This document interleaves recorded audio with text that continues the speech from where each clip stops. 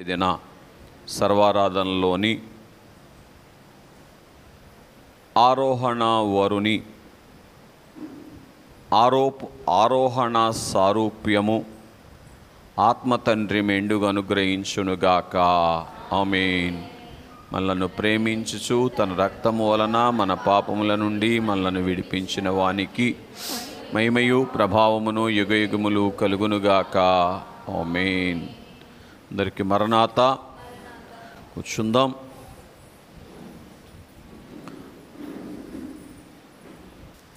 చూసుకుందాం. అపోస్తుల కార్యముల గ్రంథము 1వ అధ్యాయము 11వ వచనములో ఉన్నటువంటి చివరి భాగాన్ని చదువుతున్నాను. ఏ రీతిగా పరలోకమునకు వెళ్ళుట మీరు చూచితిరో. చాలు, అంతవరకు బాగా వినండి. యేసుక్రీస్తు ప్రభువారిని వెంబడిస్తూ ఉన్నటువంటి శిష్యులైనటువంటి వారితో ఎవరు మాట్లాడుతున్నారు ఈ మాట? దేవలోకములో నుంచి వచ్చినటువంటి దేవదూతలైనటువంటి వారు మాట్లాడుతున్నారు. బాగా వినండి. దేవదూతలు మాట్లాడుతున్నారు అంటే సమాచారం ఎవరు పంపించారని? దేవుడు పంపించారని కదా. కనుక దేవుని యొద్దకు వచ్చిన వారికి, దేవుని యొద్దకు వచ్చి, అది ఆన్ చేస్తుందా? నాకు కనిపించట్లా. ఇప్పుడు ఆన్ చేసావా? మళ్ళీ మొదటి నుంచి వచ్చినటువంటి వారికి దేవుడు చెప్పమని దేవదూతలైనటువంటి వారికి ఆజ్ఞాపించినటువంటి మాట ఏమిటి అంటే, ఇదిగో మీరు ఏ యేసయ్య దగ్గరికి వచ్చారో బాగా వినండి. నా యొద్దకు చేర్చబడినటువంటి యేసయ్య దగ్గరకు మీరు వచ్చారు గనుక మీరేం చెయ్యాలి? చదవండి. ఏ రీతిగా ఆయన పరలోకమునకు వెళ్ళుట మీరు చూచితురో అని అంటున్నారా? బాగా వినండి. ఏం చూడాలంటే యేసయ్య దగ్గరికి వచ్చి మనం ఆయన ఏ రీతిగా పరలోకానికి ఆరోహణమై వెళ్ళాడో మనం చూడాలి. ఆయన చేసేటువంటి అద్భుతాల వైపు కాదు చూసేటువంటిది. ఎందుకంటే పరలోకానికి ఆరోహణమై వెళ్ళే రీతిగా మనం ఉన్న రోజున అద్భుతాలు చేయమని మనకు అడగాల్సినటువంటి అవసరం ఏమీ లేదు. ఎందుకో తెలుసా? దేవదాసయ్య గారితో ప్రభు ఏమన్నారు? నీవు నా పని మీద ఉండుము, నేను నీ పని మీద ఉంటాను. అంటే నువ్వు నన్ను వెంబడించే పని మీద ఉండు, నేను నీకు అవసరమైనటువంటివి సమకూరుస్తాను. ఇంకో మాట చెప్తాను. ఫిలిప్పీ పత్రిక 4వ అధ్యాయములో పౌలు గారి చేత దేవుడు వ్రాయిస్తూ ఏం చెప్పారు అని అంటే, దేవుడు తన మహిమలో మీ ప్రతి అవసరమును తీర్చును అన్నారు. ఏంటంట? తీస్తే సాయం చేయండి. 4:19 చదవండి. ఆ దేవుడు తన ఐశ్వర్యము చొప్పున, ఆయనకు ఐశ్వర్యం ఉంది, క్రీస్తు యేసునందు మహిమలో మీ ప్రతి అవసరమును తీర్చును. ఇటు చూడండి. దేవుని మహిమ చేత మనము అద్దబడేటట్లుగా, దేవుని మహిమ చేత మనము కప్పబడేటట్లుగా దేవుణ్ణి మనం వెంబడిస్తే, దేవునికి ఉన్నటువంటి మహిమలోనికి వస్తే అప్పుడు ఏం చేయబడుతుందంట? వెనుకున్న వాళ్ళు చదవండి. ఏం చేయబడుతుంది? ప్రతి అవసరము తీర్చబడుతుంది. దేవదాసయ్య గారు నాకు ఇది కొదువుగా ఉంది అని ఎప్పుడన్నా అన్నారా? అందుకే ప్రభు దేవదాసయ్య గారితో ఏమన్నారు? కోరవు నీకు కావలసినవి ఊరకనే నీకు ఇస్తాను అన్నారు. ఏంటి కారణం అంటే, ప్రభువు ఏ రీతిగా తనను వెంబడించాలి అని ఉద్దేశపడి ఆ రీతిని లోకములో ఉండగా చూపించారో ఆ రీతిన దైవజనులు ప్రభువుని వెంబడించారు. కనుక ఏం జరిగింది? ఏమండి? కోరవు నీకు కావలసినవి ఊరకనే నీకు ఇస్తాను. మీకు ఇంకో మాట చెప్తాను.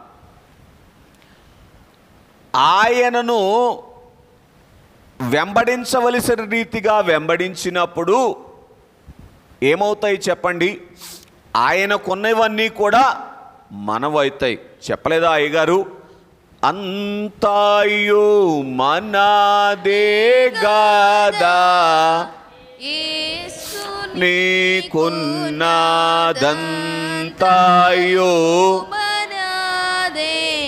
గదా, అంతాయు ప్రభువు అజించియున్నాడు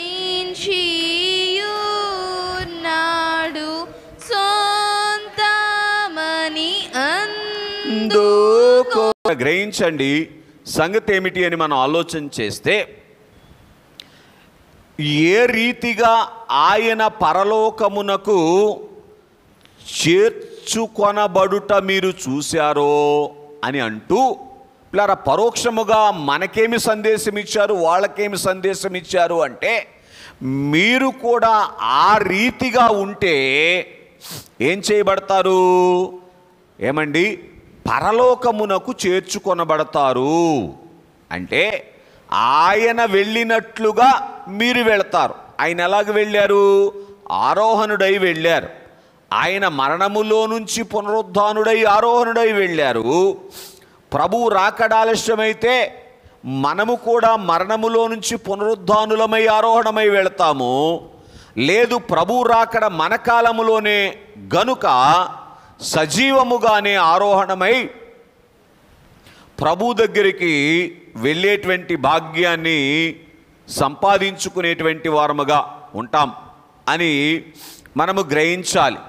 కనుక దేవదూతలైనటువంటి వారు దేవుడిచ్చినటువంటి సందేశము ఏమి తెలియచేస్తూ ఉన్నారంటే, మీరు ప్రభువు దేవలోకమునకు చేర్చబడినటువంటి రీతిని చూడండి అంటున్నారు. ఏం చూడమంటున్నారు? మానవుడుగా వచ్చినటువంటి ఒక వ్యక్తి, మానవుడుగా జీవించినటువంటి ఒక వ్యక్తి ఏ రీతిగా దేవలోకమునకు చేర్చబడ్డారో మీరు చూడండి అని ఎందుకన్నారో తెలుసా? ఒకప్పుడు యేసుక్రీస్తు ప్రభువారు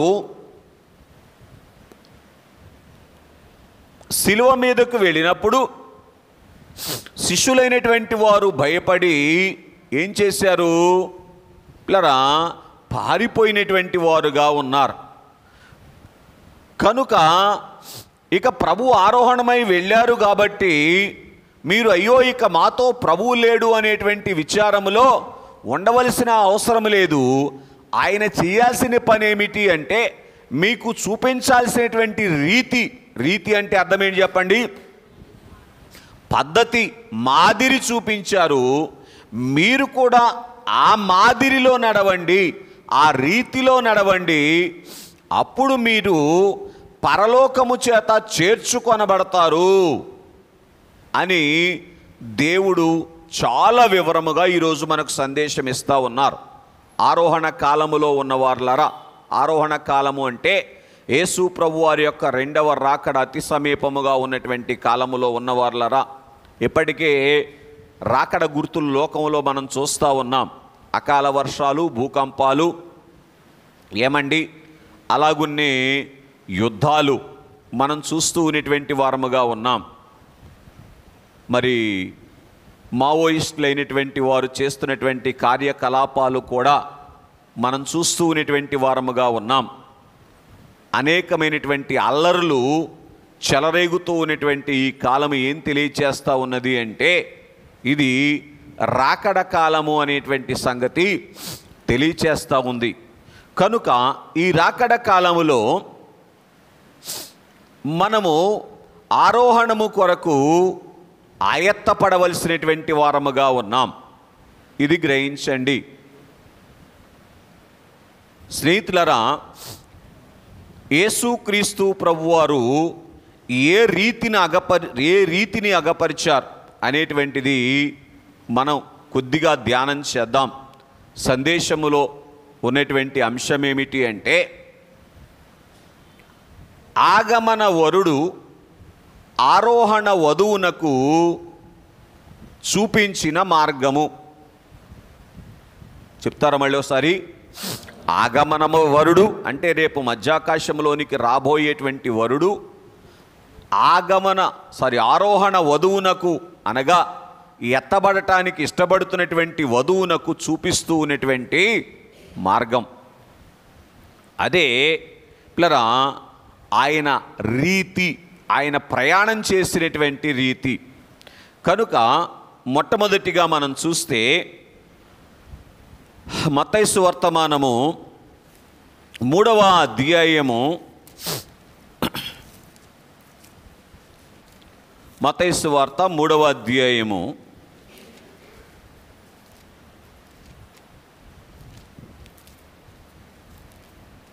16వ వచనాన్ని చదువుకుందాం.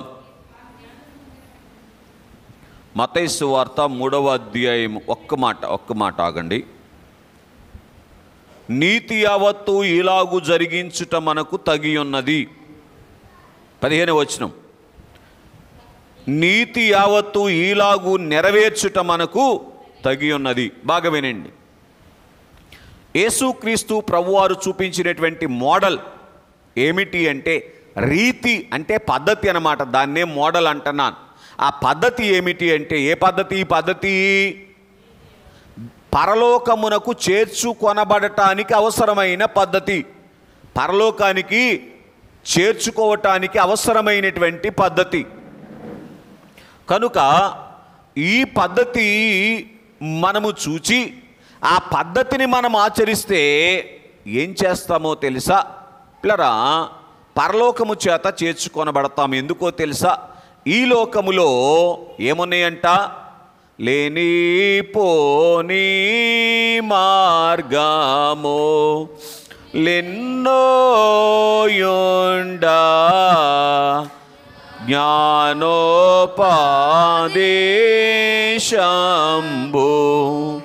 మానుగా చేయుచు జాగ్రత్తగా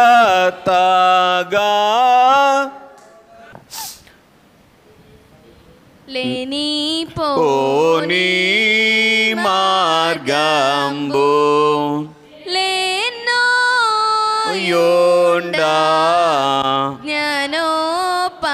లోకములో లేనిపోని మార్గాలు ఎన్నో కనబడతా ఉన్నాయి. ఈ మార్గాలు ఏం చూపిస్తున్నాయో తెలుసా? ఇవి కూడా ఆరోహణాన్ని చూపిస్తూ ఉన్నాయి. అంటే ఆరోహణము అంటే అర్థమేమిటి అంటే ఉన్న స్థితి కంటే గొప్ప స్థితిలోనికి వెళ్ళటం, పై స్థితిలోనికి రావటం ఆరోహణమైతే, ఆర్థిక విషయాల్లో, సామాజిక విషయాల్లో, అలాగునే లోక సంబంధమైనటువంటి విషయాల్లో గొప్ప స్థితిలోనికి రావటానికి అనేకమైనటువంటి మార్గాలు ఏమండి లోకము చూపిస్తూ ఉంది. కానీ లోకము చూపించేటువంటి మార్గములలో ఈ లేనిపోని మార్గములో ఏమున్నాయంట? మోసము చేయు హీన శత్రు వర్గాలు. ఏంటి మోసం? మోసం ఏంటి అంటే అత్యున్నతమైనటువంటి పరలోకానికి చేరుకునేటువంటి మార్గాన్ని చూపించక ఏమండి అత్యల్పమైనటువంటి భూలోకములో ఉన్నతమైనటువంటి స్థితిలోనికి తీసుకొని వెళ్ళేటువంటి మార్గాలు చూపించటమే మోసకరమైనటువంటి మార్గాలు. అర్థమవుతుందండి? ఈ మోసకరమైనటువంటి మార్గాలు ఎన్నో ఈ లోకములో కనబడుచు ఉండగా జ్ఞానోపదేశంబు మానక చేయుచు నేనే మార్గం అన్న నిజమైన మార్గంబు యేసు ప్రభువారు. కనుక దైవజనులు ఆ మార్గములో ప్రయాణం చేసిన వారుగా ఉన్నారు. గనుక దేవుని అంతరంగములో ఉన్నటువంటి బైబిల్ మిషన్ను దేవుడు దైవజనునికి అందించారు. ఆ బైబిల్ మిషన్ను దైవజనులు ఎత్తి చూపించారు. ఆ బైబిల్ మిషన్ అనుభవములోనికి నడిపించటానికి జీవితాన్ని ఖర్చు పెట్టారు. కాబట్టి స్నేహితులారా, గ్రహించటానికి ప్రయత్నం చేయండి. పరిశుద్ధాత్మ తండ్రి మనలను కనికరించునుగాక. మొట్టమొదటి సంగతి యేసు ప్రభు వారు చూపించినటువంటి రీతి ఏమిటి అంటే పిల్లరా, ఏమిటంట ఆ రీతి? నీతి యావత్తు ఇలాగు జరిగించుట మనకు తగి ఉన్నది. కాబట్టి స్నేహితులరా, దేవుడు ఏది నీతిగా ఎంచారో దానిని మనము నీతిగా ఎరిగి జరిగించటం అనేటువంటిది ఏ రీతో తెలుసా? ఆరోహణుడైనటువంటి ప్రభువు ఆరోహణ వధువునకు చూపిస్తున్నటువంటి రీతి. ఎవరికి చూపిస్తున్న రీతి? ఎట్లో కట్లాలేండి, ఎక్కడికో ఓ చోటకి వెళ్తాంలేండి అనే వారికి కాదు ఈ రీతి. అర్థమవుతుందండి? కనుక స్నేహితులారా గమనించండి, ఇక్కడ మనం చూస్తే ఆయన అంటారు పిల్లరా, ఆయన బాప్తిస్మము తీసుకోవలసినటువంటి అవసరము లేనప్పటికీ కూడా మానవుడిగా వచ్చారు గనుక బాప్తిస్మం పొందటం అనేటువంటిది ఒక నీతిగా దేవుడు ఏర్పాటు చేశారు గనుక ఆ నీతిని ఆచరించేటువంటి రీతిలో ఆయన ప్రయాణం చేశారు. కనుక నేను బాప్తిస్మం గురించి మాట్లాడటం లేదు కానీ, ఎందుకంటే పరలోకానికి 2 గుమ్మాలు ఉన్నాయి అన్నారు అయ్యగారు. ఒకటి బాప్తిస్మ ద్వారము, రెండవది విశ్వాస ద్వారము అని అన్నారు. కాబట్టి విశ్వాస ద్వారము కూడా ఎక్కడికి చేస్తుంది? మోక్షలోకానికి చేర్చగలదు. కానీ స్నేహితులారా గమనించండి, దేవుడు ఏర్పాటు చేసినటువంటి ఆ నియమమును ఏమండి అనుసరించటం అనేటువంటిది నీతి అని ప్రభువు ఒక రీతిని చూపించారు. నీతి అని ఏం చూపించారు? ఏమిటి నీతి? దేవుడు ఏర్పాటు చేసినటువంటి క్రమములో మనం ప్రయాణం చేయటం అనేటువంటిది ప్లరా రీతి. ఏ రీతి నాన్న? ఏ రీతి? ఈ రీతి పరలోకమునకు చేర్చబడే రీతి, ఆరోహణమవటానికి అవసరమైనటువంటి రీతి.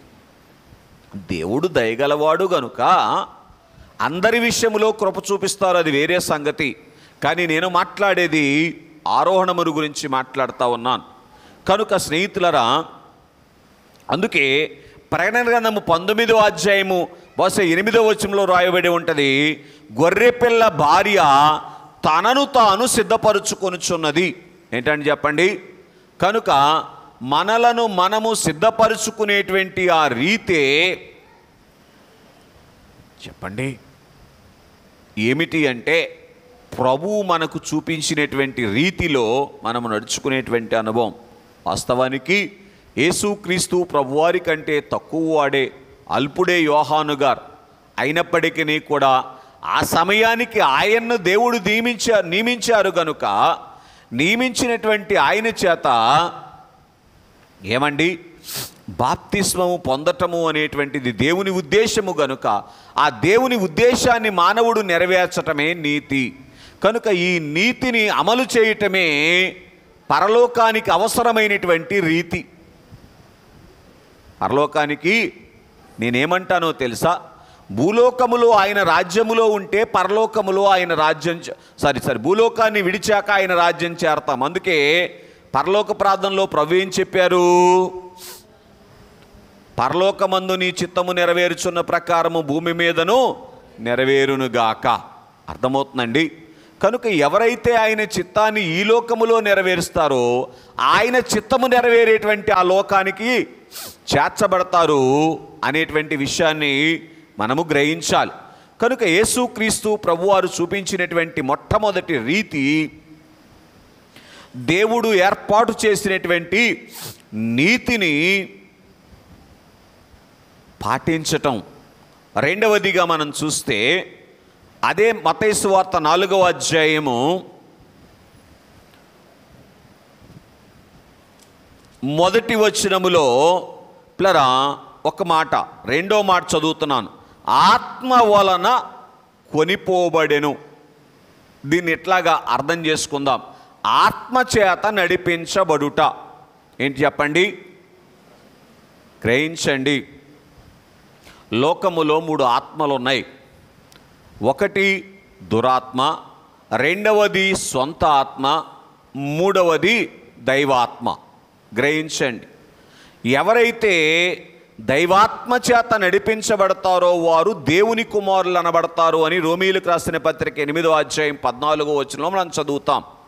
కనుక యేసుక్రీస్తు ప్రభువారు చూపించినటువంటి రీతి ఏమిటి అంటే ఆత్మచేత దైవాత్మ చేత నడిపించబడేటువంటి రీతిని ఆయన అగపరిచినటువంటి వారుగా ఉన్నారు.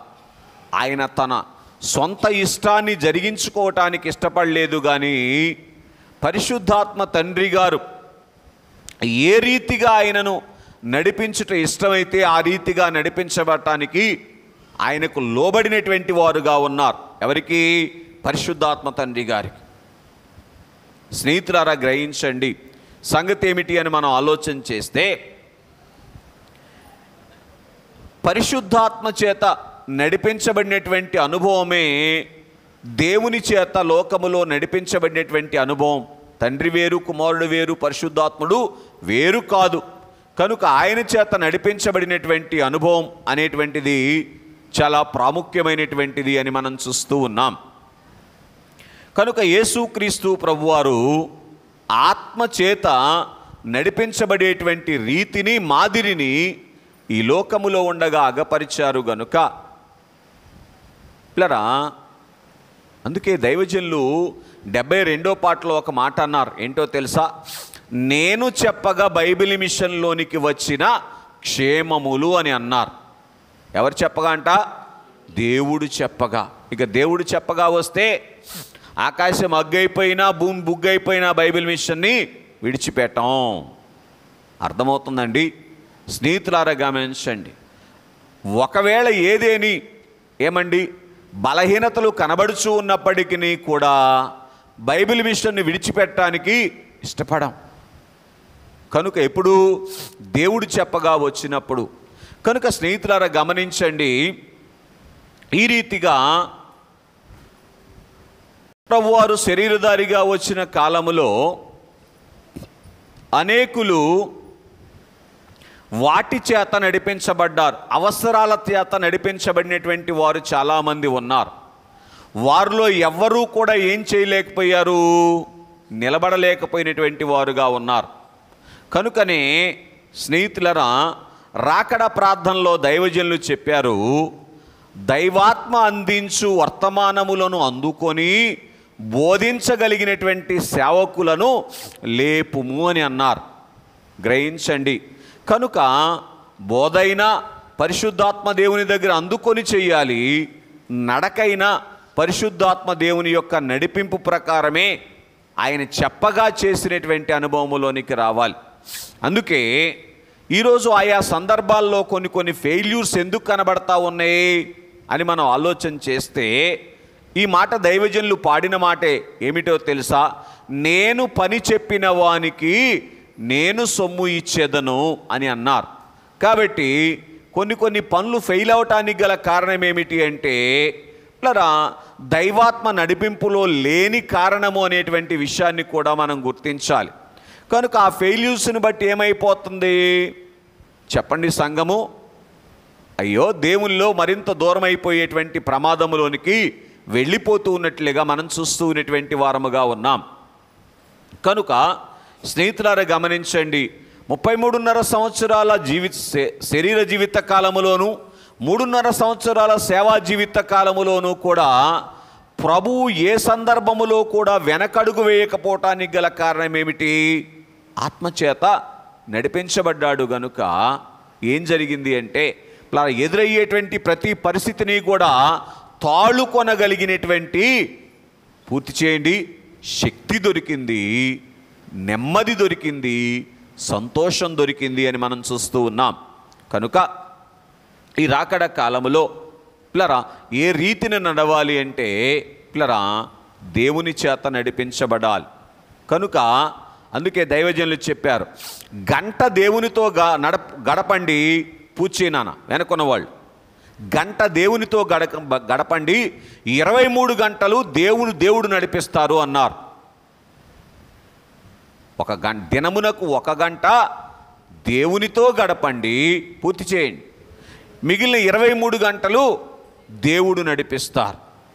63వ పాట 18వ చరణంలో దైవజనులు చెప్పారు, తీస్తే చూడండి, బోధలన్నిటికంటే గొప్ప బోధ చెప్పేదని ఇప్పుడు అని ఒక బోధ చెప్పాడు. 63:18 దైవజనులు చెప్పిన మాట చూడండి, చదవండి ఆ మాట, ఒక్క మాట.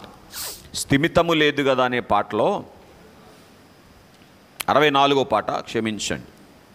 ఎక్కువైన బోధ వినిపింతునిప్పుడు, దినమునకు 1 గంట మనసున మీ అంశమును ధ్యానమును పెట్టి కనిపెట్టుచుండున, అనుకున్నవి మీకు అవలీలగా దొరుకు. హిందూ దేశములోని ఋషులు దీర్ఘ ధ్యాన కాలమునెంతయో గౌరవించిరి అనుట అతిశయోక్తి కాదు. కాబట్టి హిందూ దేశములో ఉన్నటువంటి ఋషులు దీర్ఘ ధ్యాన కాలమును వాళ్ళు గౌరవించారు. కాబట్టి వారు ధ్యానములో ఉండగా ప్రభువు వారికి కనబడ్డారు.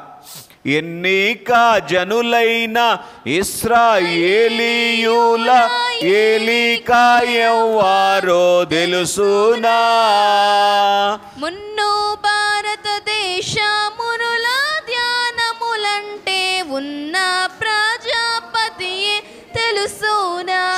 చాలు, ఏంటంట, మున్ను భారతదేశ మునులందరి ధ్యానమున ఉన్న ప్రజాపతియే, ఉన్న ప్రజాపతి. ఆ మునులందరూ కూడా ధ్యానములో ఉన్నారు గనుక ప్రజాపతి అయినటువంటి దేవుడెవరో వారికి బయలుపడినటువంటి వారుగా ఉన్నారు. కనుక స్నేహితులారా గమనించండి, ఇక్కడ మనం చూస్తే యేసుక్రీస్తు ప్రభువారు ఆత్మచేత నడిపించబడినటువంటి నా రీతిని మనం చూస్తూ ఉన్నటువంటి వారముగా ఉన్నాం. సరే, మూడవదిగా ఇక దైవజనులు చెప్పిన మాటలోనికి వస్తే, లేడు అన్నట్టు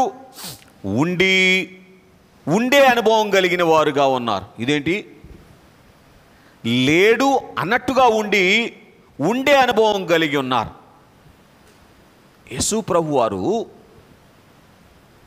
ఈ లోకములో లోకస్తులైనటువంటి వారి యొక్క దృష్టిలో ఎలాగున్నారు? లేడు అన్నట్టుగానే ఉన్నారు. లేడు అన్నట్టుగా ఉండటం అర్థం ఏంటి? వాళ్ళకి లెక్కలేదు. ఏముంది ఈయనకి? వెండి బంగారాలు ఉన్నాయా? ధనధాన్యాలు ఉన్నాయా? ఏమండి, కనీసం తలవాల్చుకోవడానికే స్థలం లేదు అని లేడు అన్నట్టుగానే కనబడ్డారు. కానీ ఉన్నవాడుగా ఉన్నాడు. ఎలా కనబడ్డారు? ఉన్నవాడుగా. అందరికీ అవసరమైనటువంటి ఉనికిని ఆయన ప్రదర్శించారు. అర్థమవుతుందండి? లేడు అన్నట్టుగా ఉన్నవాడుగా ఉన్నాడు అంటే బాగా గ్రహించండి. ఆయన ఉన్న స్థితిని లోకము ఆయనను వెంబడించాల్సి వచ్చింది. కానీ ఆయన లోకాన్ని ఎప్పుడూ కూడా వెంబడించాల్సినటువంటి అవసరం రాలేదు. కనుక లోకాన్ని వెంబడించేటువంటి వారి వరుసలో ఆయన ఉండలేదు. లోకమును ఆయన వెంబడించేటువంటి వరుసలో ఉన్నారు. దేవునికి మహిమ కలుగును గాక. అందుకే నాటి కాలపు శాస్త్రులు పరిసయ్యులు ఎందుకు భయపడ్డారు యేసయ్యను చూసి? చెప్పమ్మా. లోకం ఇంత ఈయన వెంటబోతుంది, చూసారా? కనుక లేనివాడుగా ఉన్నాడు, లెక్కలేనివాడుగా ఉన్నాడు లోకానికి. కానీ లెక్క చేయవలసిన వాడుగా ఉన్నాడు. తప్పలేదు ఆయన దగ్గరికి రావటానికి. రాకుండా తప్పలేదని మనం చూస్తున్నటువంటి వారముగా ఉన్నాం. కనుక ఇక్కడ మనం ఆలోచన చేసినటువంటి వారముగా ఉన్నట్లయితే నేటి కాలములో సంఘము కూడా ఆ రీతిని ఈ లోకములో తన యొక్క ఉనికిని కనబరచాలి. ఏంటండి, ఏం చేయాలి చెప్పండి? లోకములో ఆ రీతిని కనబరిచినటువంటి అనుభవములోనికి రావాలి అని మనం చూస్తూ ఉన్నాం. లేడు అన్నట్టుగా ఉండేటువంటి అనుభవాన్ని కలిగి ఉండాలి. ఉండేటువంటి అనుభవాన్ని ఇట్లా చెప్పడానికి ప్రయత్నం చేస్తాను, వినండి. తాను చేయవలసినటువంటి పని చేయటానికి తానున్నటువంటి అనుభవం.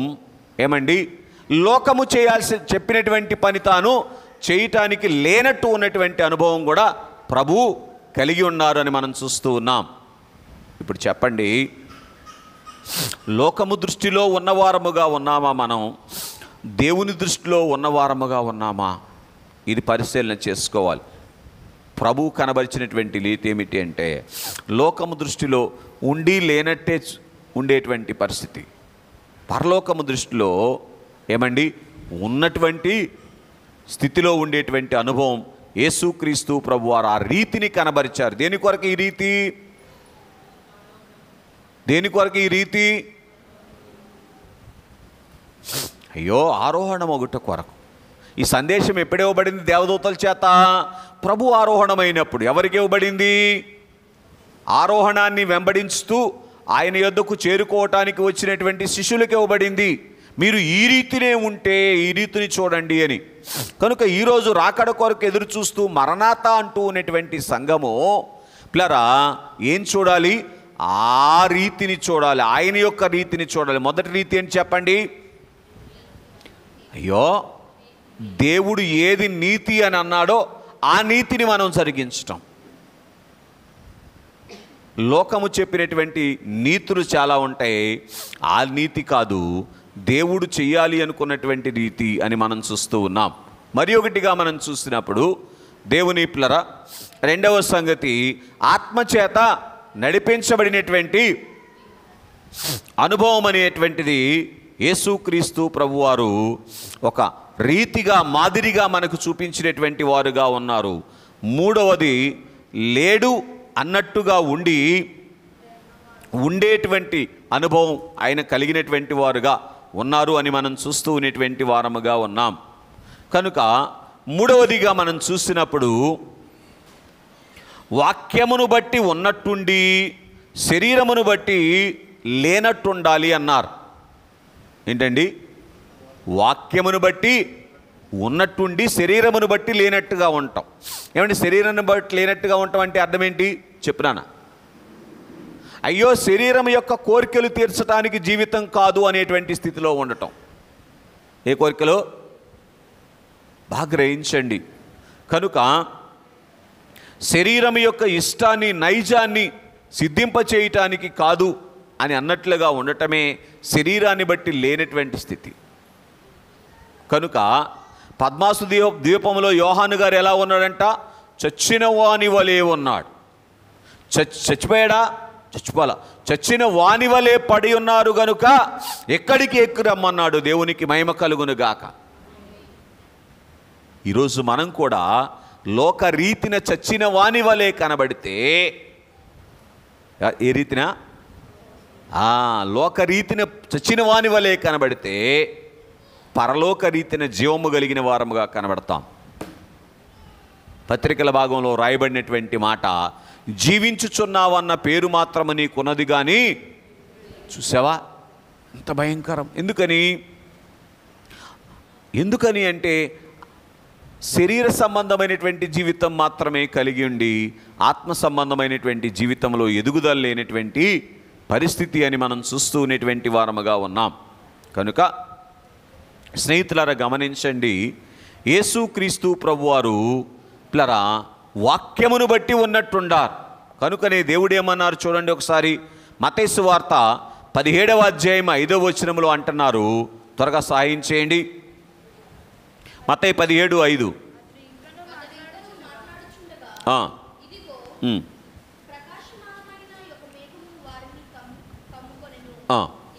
17:5 చదువు. ఈయన నా ప్రియ కుమారుడు, ఈయన యందు నేను ఆనందించుచున్నాను, ఈయన మాట వినుడి. ఈయన మాట వినుడి అంటే ఇప్పుడు చెప్పండి, దేవుని దృష్టిలో ఏం చెప్పండి? ఆయన ఉన్నవాడుగా ఉన్నారు అని మనం చూస్తూ ఉన్నటువంటి వారముగా ఉన్నాం వాక్యాన్ని బట్టి. లోకము దృష్టిలో ఎలా ఉన్నారు? మత్తయి సువార్త 8వ అధ్యాయము 23వ వచనంలో రాయబడినటువంటి మాట చదవండి. ఆయన వెంట వెళ్ళిరి, అంతటా మత్తయి 8:20 నక్కలకు బొరియలను ఆకాశ పక్షులకును మనుష్య కుమారునికి తలవాల్చుకొనుటకైనను స్థలము లేదని చెప్పాను. అర్థమవుతుందండి? కనుక శరీర రీతిని ఏమీ కలిగినటువంటి వారుగా ఉన్నటువంటి పరిస్థితి, ఆత్మరీతిని ఆయన ఏం కలిగి ఉన్నారు? లేనట్టున్నవాడుగా ఉండి ఏం కలిగి ఉన్నారు చెప్పండి? వాక్యానుసారముగా నడుస్తూ పూర్తి చేయండి. దేవుని చేత సాక్ష్యము పొంది ఈయన మాట వినండి అనేటువంటి స్థితిలోనికి వచ్చిన వారుగా ఉన్నారు. ఆ రీతి ఈరోజు మేఘమెక్కుటకు ఎదురు చూస్తున్నటువంటి సంఘానికి అవసరం అని ప్రభు చూపించారు. మరి ఒకటిగా మనం చూస్తే, మన దగ్గర ఉండి పరలోకములో ఉండే స్థితి. యోహాను సువార్త 17వ అధ్యాయం 22వ వచనం. అంటే ఈ లోకములో ఉన్నట్లుగా కనబడుతూనే పూర్తి చేయండి, పరలోకముతో కూడా ఉండేటువంటి స్థితి. ఏమండి, రెండు ఏకకాలములోనే పిల్లరా యేసుక్రీస్తు ప్రభువారు అగపరిచారు. చదవండి. మనము ఏకమై ఉన్నలాగున వారును, చాలు, మనము ఏకమై ఉన్నలాగున. ఇటు చూడండి, శిష్యులతో ఏకమై ఉన్నారు. అదే సమయంలో ఎవరితో ఏకమై ఉన్నారంట? అయ్యో, తండ్రితో ఏకమై ఉన్నారు.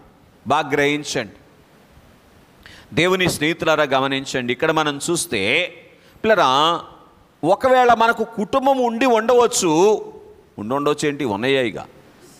కానీ ఏకమై ఉన్నట్లుగా కుటుంబానికి కనబడినప్పటికీ కూడా వాళ్ళు ఏమన్నారు?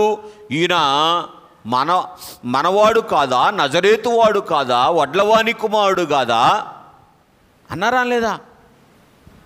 కనుక అలా వారికి కనబడినప్పటికీ కూడా ఎవరితో ఉన్నారు? తండ్రితో ఏకమై ఉన్నటువంటి వారుగా ఉన్నారు. స్నేహితులారా, బాగా గమనించండి. శరీరముతో ఉన్న కారణాన్ని బట్టి పిల్లరా, మనవారిమిగా మనము కనబడినప్పటికీ కూడా కనబడుతూనే దేవుని వారముగా ఆ ఉనికిని కాపాడుకునేటువంటి అనుభవంలోనికి రాగలగాలి. అప్పుడేం జరుగుతుంది? ఇద్దరి తిరగలు విసురుతూ ఉంటారు, అవునా? ఇద్దరు మంచం మీద పడుకుంటారు, ఒకరు వెళ్ళిపోతారు. ఉన్నట్టున్నారా లేనట్టున్నారా? ఉన్నట్టు ఉన్నారు, లేనట్టు ఉన్నారు, అవునా?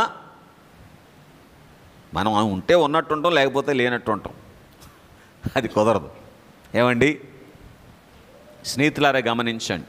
ఇక్కడ మనం చూస్తే పిల్లరా, ఆయన శిష్యుల దగ్గర ఉన్నట్లు ఉండి దేవుని దగ్గర ఉన్నట్టున్నారు.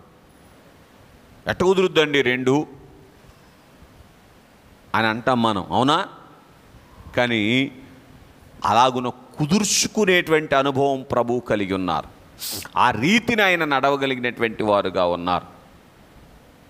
మరి ఒకటిగా మనం చూసినటువంటి వారముగా ఉన్నట్లయితే యోహాను సువార్త 17వ అధ్యాయము 12వ వచనం. యోహాను సువార్త 17వ అధ్యాయం 12వ వచనం. మొదటి సంగతి ఏంటి చెప్పండి? మొదటి సంగతి ఏంటి చెప్పండి? కనుక దేవుడు ఏది నీతి అని చెప్పారో ఆ నీతిని జరిగించేటువంటి రీతి. అది కష్టమన్నా, ఇష్టమైనా, ఇష్టము లేకపోయినా, అవునా? తనకన్నా తక్కువ వాని చేత బాప్తిసం పొందటం అనేటువంటిది సహజంగా మానవ నైజాన్ని బట్టి ఇష్టం ఉంటుందా? కానీ పూర్తి చేయండి, అది దేవుడు, అది నీతి అన్నారు కాబట్టి దాన్ని జరిగించారు. రెండవ పద్ధతి ఏంటి? రెండవ రీతి ఏంటి? మళ్ళీ అడుగుతున్నాను, దేనికి రీతి? పరలోకమునకు చేర్చుకొనబడుటకు అవసరమైన రీతులు ప్రభు చూపించింది. పిల్లరా, ఆత్మచేత నడిపించబడినటువంటి రీతి, మనకున్న వారి చేతనో మనకున్న వాటి చేతనో నడిపించబడేటువంటి విధానం కాదు. ఏంటయ్యా ఆయన అలాగున్నాడు? ఆయన నడిపింపులో ఉన్నాడు, లేకపోతే ఆయన ఆవిడ నడిపింపులో ఉంది అని అంటారు. చాలా పొరపాటు. కనుక దేవుని యొక్క ఆత్మచేత నడిపించబడేటువంటి రీతిలో ఉన్నటువంటి అనుభవంలోనికి వస్తే ఆయన ఉన్నటువంటి రీతిలోనికి వస్తాం. అప్పుడు పరలోకము చేర్చుకుంటుంది అని మనం చూస్తున్నాం. మూడవదిగా అమ్మా లేడు అన్నట్టు ఉండి ఉండేటువంటి అనుభవం కలిగిన వారుగా ఉన్నారు. 4వదిగా వాక్యమును బట్టి ఉన్నట్టుండి శరీరమును బట్టి లేనట్టుగా ఉండేటువంటి అనుభవం. సరే, 5వదిగా అయ్యో శిష్యుల దగ్గర ఉన్నట్టుండి దేవునితో ఏకమయ్య, శిష్యులతో ఉన్నట్టుగా ఉండి దేవునితో ఏకమై ఉండేటువంటి రీతిని ప్రభువు కలిగినటువంటి వారుగా ఉన్నారు. సరే, 6వదిగా యోహాను సువార్త 17వ అధ్యాయం 12వ వచనం, నేను వారి యొద్ద ఉండగా నీవు నాకు అనుగ్రహించిన వారిని నీ నామమందు కాపాడి తిని. చాలు. అంటే పరోక్షంగా ప్రభు ఏమంటున్నారంటే, అయ్యా నువ్వు నాకు ఇచ్చిన వారిలో నేను ఎవరిని పోగొట్టుకోలేదు. ఇది ప్రభువుకు మనం కనబరచాల్సిన రీతి. ఒకసారి చెప్పండి, ఒకసారి అందరూ, నువ్వు నాకు ఇచ్చిన వారిలో నేను ఎవరిని పోగొట్టుకోలేదు. భార్యలు భర్తని కానీ, భర్తలు భార్యను కానీ, పిల్లలు తల్లిదండ్రులు కానీ, తల్లిదండ్రులు పిల్లలు కానీ, ఏమండి కోడళ్ళు అల్లుళ్ళు అత్తమామలను కానీ, ఏమండి కూతుర్లు కొడుకులు తల్లిదండ్రులను కానీ అత్తమామలను కానీ ఏం చేయకూడదు? పోగొట్టుకోకూడదు. ఏంటి పోగొట్టుకోకూడదు అంటే అర్థం? పోగొట్టుకోకూడదు అంటే అర్థం ఏంటి? పరలోకమునకు చేర్చు కొనబడనటువంటి స్థితిలో వారిని విడిచిపెట్టకూడదు. అర్థమవుతుందండి? దేవుడు నీకు ఇచ్చిన వారిని ఎందుకు ఇచ్చారు? యేసయ్య అక్కడ అదే మాదిరి చూపిస్తున్నారు. నువ్వు నాకు ఎందుకు ఇచ్చావు? నేను ఎలాగైతే నీతో ఏకమై ఉన్నానో వారు కూడా నాతో ఏకమై ఉండాలని ఇచ్చారు. యేసయ్యకి ఎందుకు ఇచ్చారు దేవుడు? శిష్యులు ఎందుకు ఇచ్చారు? అయ్యో, ఆయన ఎలాగైతే తండ్రితో ఏకమై ఉన్నారో వారు కూడా తండ్రితో ఏకమై ఉండేలాగా వారిని నడిపించడానికి ఇచ్చారు. మనకు కూడా భార్యా బిడ్డల్ని, భర్తా బిడ్డల్ని, తల్లిదండ్రుల్ని, బంధుమిత్రుల్ని ఎందుకు ఇచ్చారు చెప్పండి? ఇప్పుడు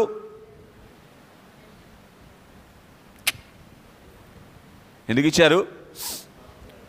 మనము దేవునితో ఏకమై ఉన్నలాగున వారు కూడా దేవునితో ఏకమై ఉండేటట్లుగా మనము ఆయనను వారిని నడిపించుకొనుట కొరకు, వారిని పోగొట్టుకొనకుండుట కొరకు దేవుడిచ్చారు. ఎందుకు ఇవన్నీ లెక్క చెప్తున్నారు యేసయ్య? ఆ చివరి ప్రార్థనలో 17వ అధ్యాయం చివరి ప్రార్థన, యేసయ్య చేసిన ప్రార్థన ఎందుకు చెప్తున్నారు? దేవదాసయ్య గారు అన్నారు, లెక్క వలన మహిమ తెలుసునా. కనుక రేపటి దినమందు మనల్ని కూడా పరలోకం ఎప్పుడు చేర్చుకుంటుంది? ఈ లెక్కలన్నీ చూసేనా చూడకుండానే. కనుక నేను నీకు ఇచ్చిన వారిని నువ్వు పోగొట్టుకున్నావా, కాపాడుకున్నావా అనేటువంటిది దేవుడు లెక్క చూస్తారు. లెక్క వలన దైవజనులు పాడుతూ ఏమన్నారో తెలుసా? పరమభక్తి పరులకైనా పరులకు బోధ చేయు. ఆ వచనం ఎవరైనా తీస్తే సాయం చేయండి. 72వ పాటే. బోధించు సేవ చేయకున్న పరమభక్తి పరులకైనా బహుమానము దొరుకుటెట్లు అన్నారు. అర్థమవుతుందండి? చాలు. కాబట్టి పరులకు బోధించు సేవ సలుపక ఉన్న ఎడల పరమభక్తి పరులకైనా పరలోకములో బహుమానం ఎట్లా దొరుకుద్ది అని అన్నారు. కనుక పరులకు బోధించే సేవేమో కానీ దేవుడు మనకిచ్చిన వారికైనా బోధించే సేవ చేయాలిగా, లేకపోతే ఏం దొరకదు. చూసారా? కనుక స్నేహితులరా, యేసు ప్రభువారు చూపించినటువంటి రీతి అదే. దేవుడు ఎవరినైతే ఆయనకు అనుగ్రహించారో వారిలో ఎవరిని కూడా పోగొట్టుకోలేదు. అందరినీ తీసుకొని తండ్రి చేతికి అప్పగించారు. ఇటు చూడండి, వారిని కాపాడుకొనుట కొరకు ఆయన ఏం చేశారు? ప్రాణం పెట్టడానికి వెనుక తీయలేదు. పునరుద్ధానుడయ్యాక కూడా 40 రోజులు వాళ్ళని వెంబడించారు. పునరుద్ధానుడైన తర్వాత కూడా వాళ్ళని బలపరిచిన రీతిగా బలపరిచిన తర్వాతే అప్పుడు ఒలీవల కొండ మీదకి వెళ్ళారు. ఓహో, you have completed your job, come to me అని ఏం చేసింది దేవలోకం? ఏం చేసింది సార్? వెల్కమ్ చెప్పింది, ఆకర్షించింది.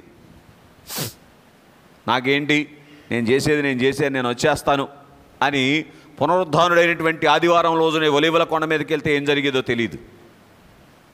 జరుగుండేదంటారు ఆరోహణం? నా లెక్క అయితే సాధ్యపడదు కదా. స్నేహితులారా గమనించండి, నా భక్తి నేను చేసుకుంటాను కాదు సుమా. దేవదాసయ్య గారు చెప్పిన మాట, బైబిల్ మిషన్ని ఎత్తి చూపించండి అన్నారు. అర్థమవుతుందా? బైబిల్ మిషన్ని ఎత్తి చూపించ. స్నేహితులారా గ్రహించండి, ప్రభువు చూపించినటువంటి రీతి ఏంటి చెప్పండి. ఇప్పుడు అయ్యో, దేవుడు తనకిచ్చినటువంటి వారిని అందరినీ తీసుకొని వెళ్ళి దేవుని చేతికి అప్పగించారండి. చూసారా? ఆ రీతిని పిల్లరా కనబరిచారు గనుక పరలోకమునకు చేర్చుకొనబడ్డారు అని మనం చూస్తూ ఉన్నాం. మరి ఒకటిగా మనం చూస్తే పిల్లరా యోహాను సువార్త 18వ అధ్యాయము 36వ వచనం సహాయం చేయండి. నా రాజ్యము ఈ లోక సంబంధమైనటువంటిది కాదు అని మాట్లాడటమే కాదు, అలాగున ఆయన ఈ లోకములో జీవించారు. నా రాజ్యము ఈ లోక సంబంధమైనటువంటిది కాదు అన్నట్లుగా ఆయన జీవించినటువంటి మాదిరిని కనబరిచినటువంటి వారుగా ఉన్నారు. ఇటు చూడండి, ఈ లోక సంబంధముగా ఈ రాజ్యం నాది అని అనుకుంటే ఈ లోకములో ఏం కోరుకుంటాం? రాజరికాన్ని కోరుకుంటాం. ఈ లోకములో రాజరికం కోరుకోవాలంటే ఏం చెయ్యాలి? ఎంతో కొంత లోక సంబంధమైనటువంటి మాలిన్యాన్ని అంటించుకొని తీరాలి. అంటించుకోకుండా కుదురుద్దా? లోకము దృష్టిలో రాజులుగా కనబడటం, లోకానికి రాజులు అవటం కుదురుదండి? నిజమండి. స్నేహితులరా, నేను విన్నటువంటి సంగతి ఏమిటంటే, దేవదాసయ్య గారు శరీరధారిగా ఉన్నటువంటి కాలములో తూర్పుగోదావరి జిల్లాలో ఒక మంచి భక్తుడు ఉండేవారంట.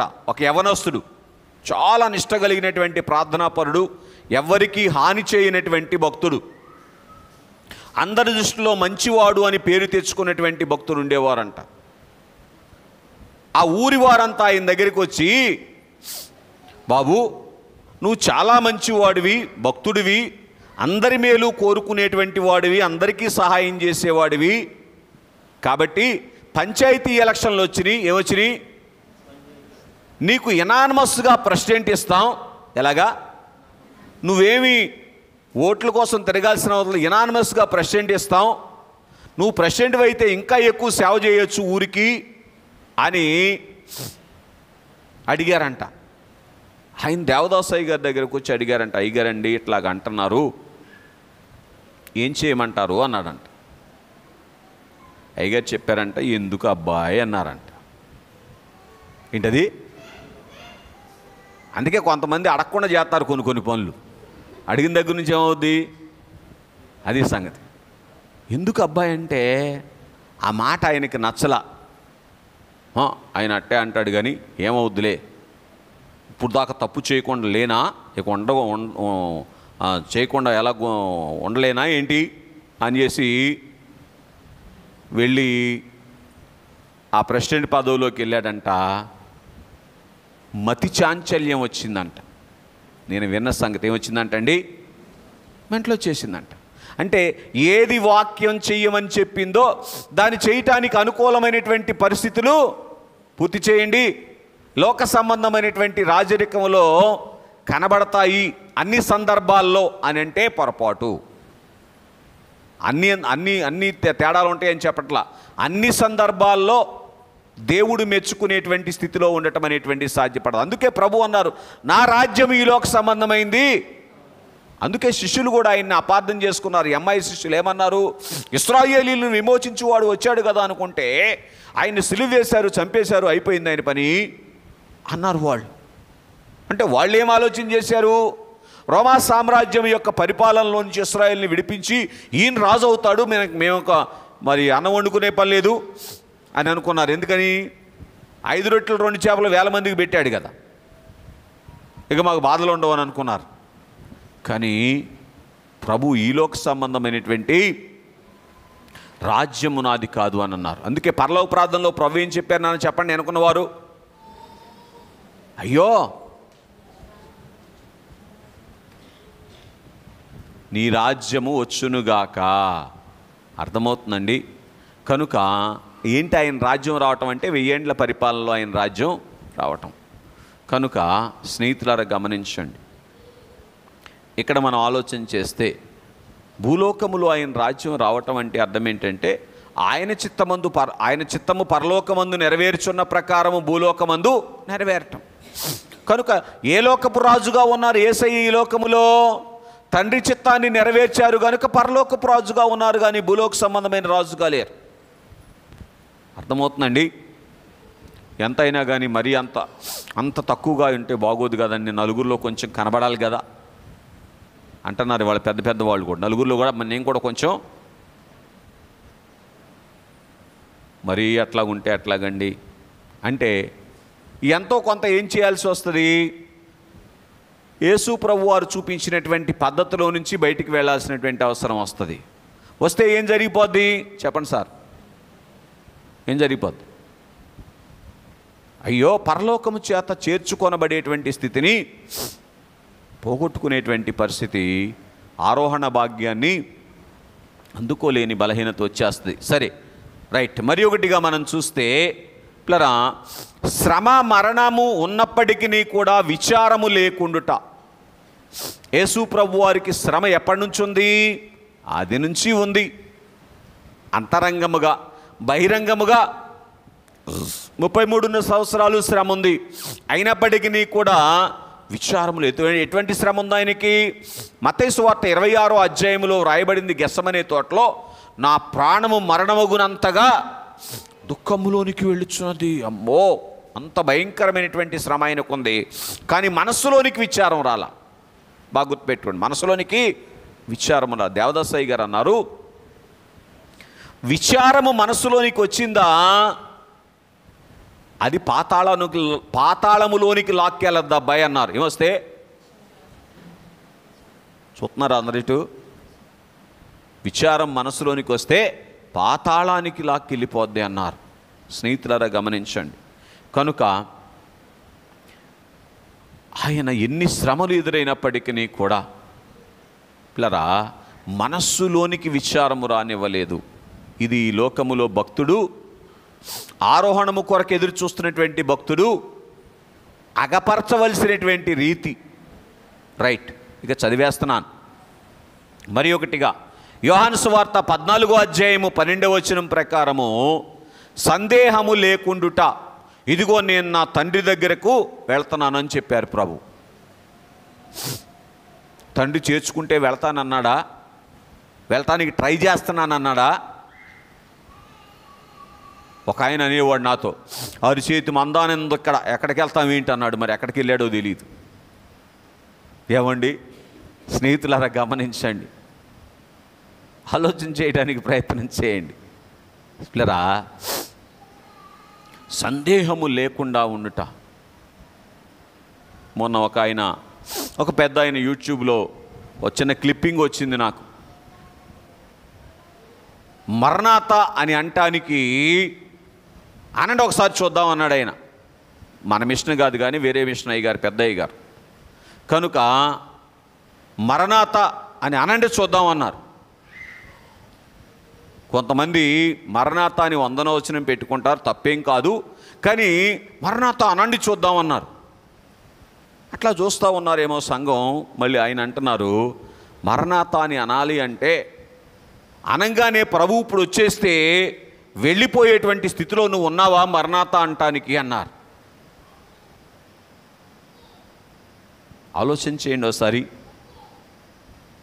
దేవుడు ఏం చెప్పారు? ఆశ కలిగినటువంటి జీవిని తృప్తిపరుస్తాను అని చెప్పారు. కనుక పిల్లరా దైవజనులు చెప్పిన మాట మరణాత. ఆ చరణం పాడండమ్మా.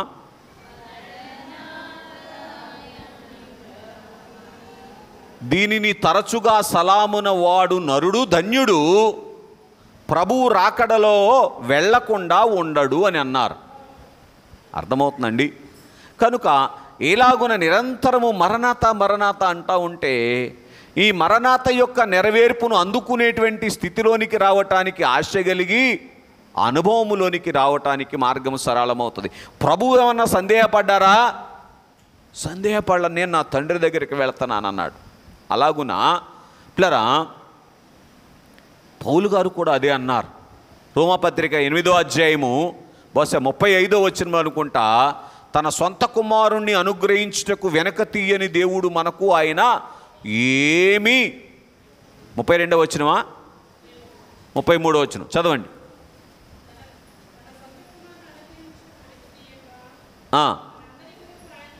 మనందరి కొరకు ఆయన్ను అప్పగించిన వాడు, ఆయనతో పాటు సమస్తము మనకెందుకు అనుగ్రహించడు? చాలు, సమస్తము మనకెందుకు అనుగ్రహించడు. కనుక స్నేహితులారా గ్రహించండి, ఆలోచన చేయటానికి ప్రయత్నం చేద్దాం. ఇక్కడ మనం చూస్తే పిల్లరా యేసుక్రీస్తు ప్రభువారు సందేహము లేదు, నేను నా తండ్రి దగ్గరికి వెళుతున్నాను అని అనేటువంటి విధముగా ఆయన ఆ మాదిరిని కనబరిచారు. మనం కూడా గుడికి వచ్చేటప్పుడు ఏం చెప్పాలంట? అయ్యో, ప్రతి ఆదివారం మందిరానికి వచ్చేటప్పుడు ఏం చెప్పి రావాలంటే ఇంటికాడ? ఇంతకీ మీరేం చెప్పొచ్చారు? ఏం చెప్పొచ్చారయ్యా? మీ ఇంట్లో ఒకళ్ళు రాలేదుగా, ఏం చెప్పొచ్చావు ఇంటికాడ? ఎదుగుతున్నా అందరు వచ్చారు లేదా అని, కనబట్టలో ఒకళ్ళు తెలుసులేండి మాకు. కాబట్టి ఏం చెప్పారు? నేను పరలోకం వెళ్తున్నాను అని చెప్పి రావాలంట దేవాలయంకి వెళ్ళేటప్పుడు. దేవదాసయ్య గారు చెప్పిన మాట స్నేహితులారా గమనించండి. అలాగున సందేహము లేనటువంటి రీతి కలిగినటువంటి వారముగా ఉండాలి. స్నేహితులారా గమనించండి, దైవజనులు చెప్పిన మాట, ఒక సహోదరి దేవుణ్ణి ఎరగనటువంటి ఆవిడ దేవుని దగ్గరికి వచ్చి రక్షణ పొందిన తరువాత వారి బిడ్డలు రక్షణ పొందకముందే ప్రభువును రక్షణ పొందకముందే వాళ్ళు ఈ లోకాన్ని విడిచారు. విడవగానే దేవుని సన్నిధిలోకి వెళ్ళి ప్రార్థన చేసిందంట, అయ్యా నా పిల్లోళ్ళు ఏంటయ్యా అని. ప్రభువు తీసుకొచ్చి చూపించారంటే, ఇదిగో అమ్మా నా దగ్గర ఉన్నారు, నువ్వేం భయపడబోకని. అప్పుడు ధైర్యము సంతోషము కలిగింది అన్నారు. కనుక స్నేహితులరా అలాగున ధైర్యముతో సంతోషముతో దేవుడు మనకిచ్చినటువంటి వారిని ఆయన దగ్గర చూచేటువంటి రీతిగా వారిని పెంచవలసిన వారుగా ఉన్నాం. ఇలారా ఈరోజు కొత్తూరు సంఘంలో ఒక ఆవిడి సహోదరి ఏం చేశారో తెలుసా? వాళ్ళ పిల్లల్ని చుట్టాల ఇంటికి పంపించి గుడికి వచ్చారు. అమ్మా ఆరాధన ఏంది వాళ్ళకి అని అడిగా. ఇక్కడికి వచ్చిన వారు అందరూ పిల్లల మందిరాన్ని తెచ్చారా? కుడి చేయి చూపించండి ఒకసారి. తెచ్చామన్న వాళ్ళు మంచిది. దేవుని స్నేహితులరా గమనించండి, ఆ రీతిగా దేవుని యందు విశ్వాసములో పెంచితే దేవుని దగ్గర ఉంటారు అనే సంగతిని మనం చూస్తూ ఉన్నటువంటి వారముగా ఉన్నాం. కనుక సరే, ఇక చివరిగా మనం చూస్తే ఇక్కడికో మాట దైవజనులు చెప్పినటువంటి మాట, చనిపోయిన వారిని దేవుని యందు విశ్వాసముంచి చనిపోయిన వారిని గురించి విచారించుట అనేటువంటిది దేవదూషణ అని అన్నారు. ఏంటంట? దేవుణ్ణి దూషించినట్టే అని అన్నారు. చివరిగా లూకాసు వార్త 24:52, వెంబడించేటువంటి వారికి మహదానందము కలిగించారు. ఏమండి, ఆనందం కలిగించారా? మహదానందం కలిగించారా? ఏం కలిగించారు వాళ్ళు? ప్రభు మహదానందం. ఏంటి ఎందుకు అంత మహదానందం వచ్చింది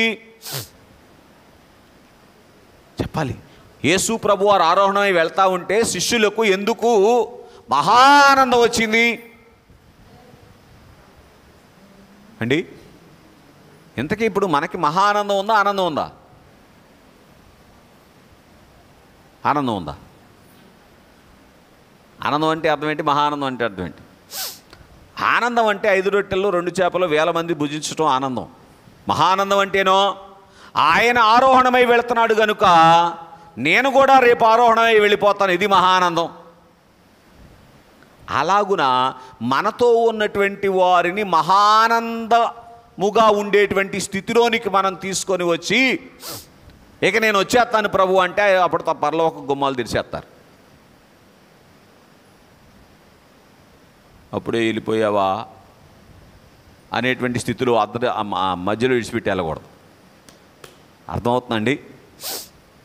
అంటే అంతగా విశ్వాసములో పెంచినటువంటి అనుభవం, ఆరోహణ అంతస్తుకు తీసుకొచ్చినటువంటి అనుభవం ప్రభువు ఏం చేశారు చెప్పండి? ఒక మాదిరిగా చూపించారు.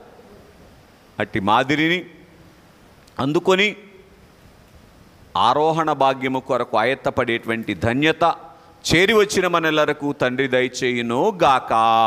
ఆమేన్. పరలోకమందున్న మా తండ్రి, నీ నామం పరిశుద్ధపరచబడును గాక, నీ రాజ్యం వచ్చును గాక, నీ చిత్తము పరలోకమందు నెరవేర్చున్నట్లు భూమి యందు నెరవేరును గాక. మా అనుదిన ఆహారాన్ని మా దయచేయండి. మా ఇళ్ళ అపరాధం చేసిన వారిని మేము క్షమించిన ప్రకారం మా అపరాధములను క్షమించండి. దుష్టుని తప్పించండి. రాజ్యము, శక్తి, మహిమ నిరంతరము నీవై ఉన్నావు తండ్రి. ఆమేన్. ప్రవేశ రక్తము జయము, అపవాది క్రియలకు లయము. ప్రవేశ రక్తము సంపూర్ణ విజయము, అపవాది క్రియలకు అనంతకాల నాశనము. హల్లెలూయా, హల్లెలూయా. స్తోత్రం, స్తోత్రం, స్తోత్రం. ఆమేన్, ఆమేన్, ఆమేన్. యెహోవా నిన్ను ఆశీర్వదించి నిన్ను కాపాడును గాక. యెహోవా నీకు తన సన్నిధిని ప్రకాశింపజేసి నిన్ను కరుణించును గాక. యెహోవా నీ మీద తన సన్నిధి కాంతి ఉదయింపజేసి నీకు సమాధానము కలుగ చేయును గాక. తనైన దేవుని ప్రేమ, కుమారుడైన క్రీస్తు వారి కృపా, సహాయకుడైన పరిశుద్ధాత్మ తండ్రి గారి అన్యోన్య సహవాసము రాక వరకు మీ ఎల్లరకు తోడై ఉండి రాకడ మేఘమెక్కించును గాక. ఆమేన్.